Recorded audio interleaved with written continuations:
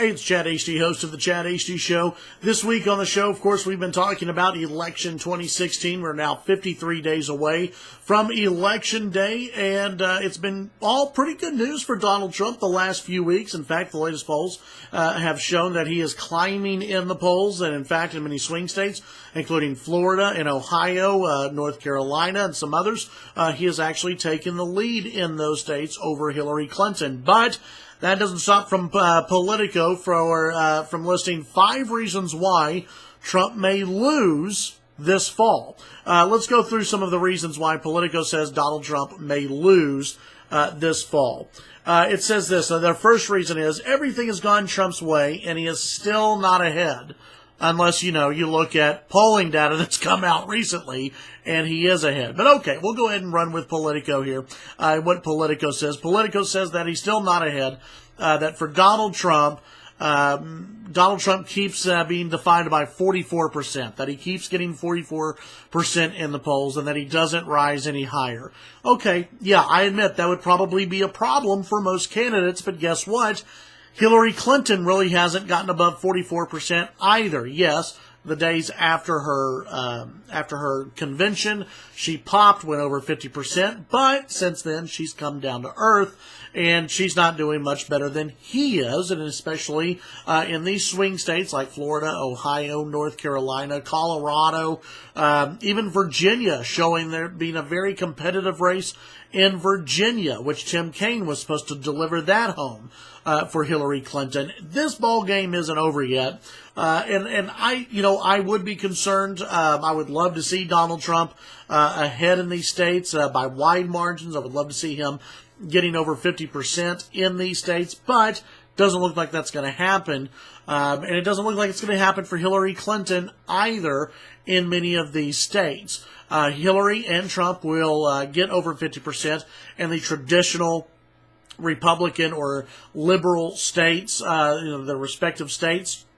They'll get over 50% and they'll do just fine. So that I'm not too concerned about. Another thing that Politico throws out as a reason why Donald Trump may lose is this. The TV, cable and TV networks are going to vet Trump like he might actually be president of the United States. They haven't been doing that yet? Really? The media hasn't gone after Donald Trump yet? I would say the media hasn't gone after Hillary yet. The media not going after Donald. Of course they've been going after Donald Trump. Turn on the television. See the talking heads who think that Donald Trump is a racist and a homophobic and that he's this and that, sexist, racist, any S that they can come up with. The press hasn't vetted Donald Trump? Come on. That's Hillary Clinton. Hillary gets away with everything. And the press really doesn't go after her at all. So I don't really buy that. Trump getting cocky again. Now here we go. This is their message is that Donald Trump, after a few days of dignified silence on Clinton's on-camera near swoon, near collapse, he told a rally Wednesday night that he was a strong person, that he had a lot of energy. And he said this about Hillary Clinton. He said, quote, "You think this is easy? In this beautiful room, it's 122 degrees, Trump told a crowd in Ohio. Although reporters noted the arena was perfectly cool. Well, you know what? You're in the light. It gets a little warm under the lights.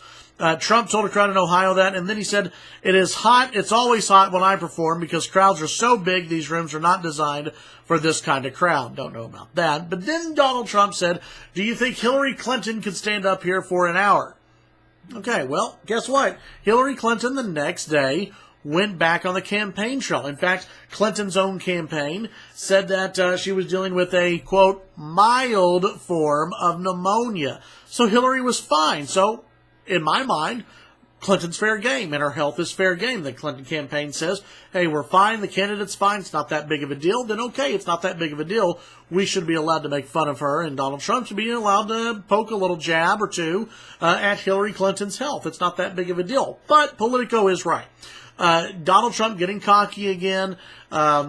this is where Donald Trump could stumble if he goes after some of the same targets that he's gone to in the past. That if he doesn't concentrate on Hillary Clinton, if he doesn't concentrate on the failed Obama doctrine, then yes, this is where Donald Trump could stumble, and it could hurt him. I do agree on that part, just not what they bring up as something that Donald Trump stumbled on.